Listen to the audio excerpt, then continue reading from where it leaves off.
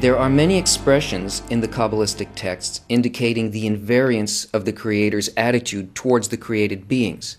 I do not change my name. He is good and bestows goodness upon his creatures, good and bad. The upper light is absolutely static. I'm sure you've seen these in scriptures and in prayers, and they seem really mysterious. What could this possibly be talking about?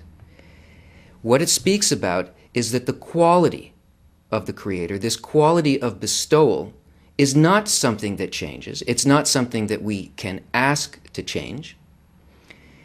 And it always functions in exactly the same way, always doing exactly the same thing. It's what's called that the light is at rest. It's also what the meaning of Shabbat is. Shabbat is considered to be the highest connection with the highest state that a man can reach in this world and above this world, a connection with the world of Absolute. And this is considered to be a state of rest. What does rest mean? The light is at rest because it has a quality that never alters. It's always creating and caring for all of creation. It is a constant attitude of all-embracing love. So the Kabbalists who have exited their nature, their egoistic nature, their lower nature, and have penetrated into the spiritual world, tell us about this quality of constancy in the upper light. And they tell us that nature functions by a completely opposite idea to the one that we have when we try to cut deals with it. And we see that the upper force is one that doesn't change, nor does it need to change, because if it is constant, if it is bestowal, then it can't be bestowal sometimes and not other times, because then it's not bestowal. So it either is an upper force or it's not an upper force. And if, as all religions say, the Creator is good, then if we can't feel that that's so, then the problem is really with us and not with the upper force.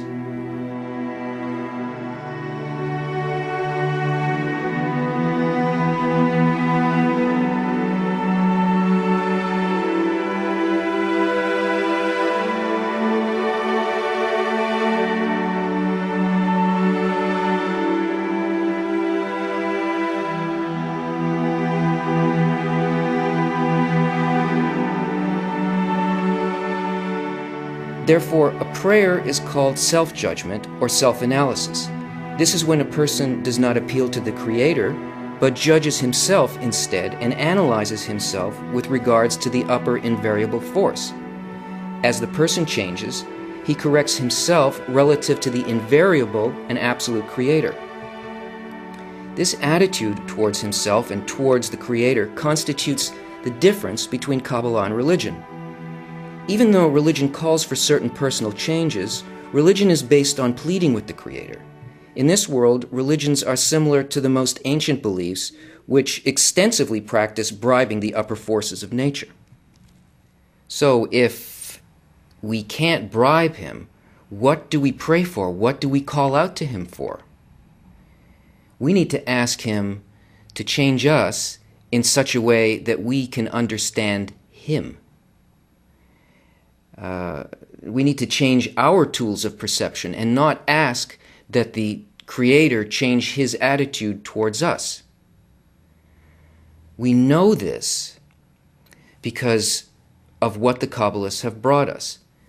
Because this is not something that was created out of our nature, but comes from those who have exited that aspect of nature and brought us this idea in the books of Kabbala. And of course, the Torah and our other scriptures are all part of Kabbala. And this is why we say that these are the words of God, because they come from the level above the nature of man.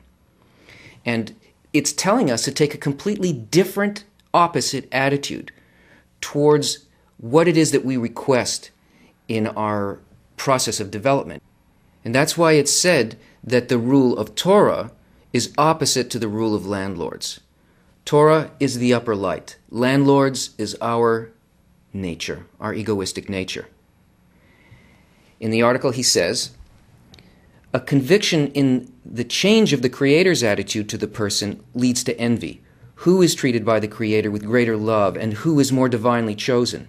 It causes antagonism to arise, not only among people, but also between religions. The representatives of various confessions dispute whose prayers the Creator is inclined to answer more willingly.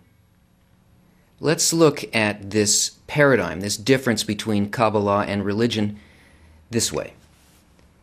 We see that in religion we have people in this world who believe in an upper force, the Creator. And there are events or forces, situations, that come to the people from this upper force. The upper force is responsible for everything in this conception.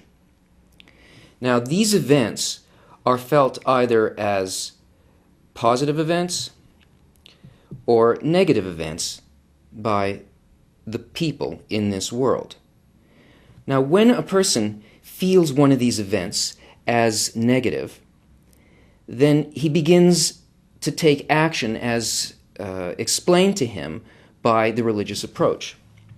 He will make, one, actions that are determined to make an effect on the upper situation here, to change this experience from a negative to a positive. So he will do actions of charity, he will do actions of self-sacrifice, he will do things in his community, all in order to make an effect here, to get a good result. And he will also raise a request called prayer,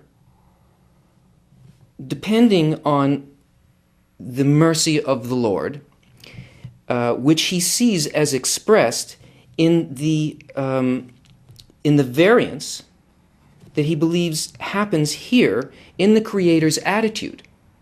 In other words, the Creator is inconsistent. Sometimes he will do a good thing to me, and sometimes he will do a bad thing to me. And in this combination of actions that are taken and this pleading, there will be an influence so that instead of getting this bad result or bad attitude from the Creator, it will be changed through these things to a positive one in the experience of the person making the request. So that means that the perception that the person has of the Creator plus the Creator's attitude is completely inconsistent. It's variable. It can either be positive or it can be negative. And really, here, the man does not discover anything about the actual nature of the Creator because he is operating the entire system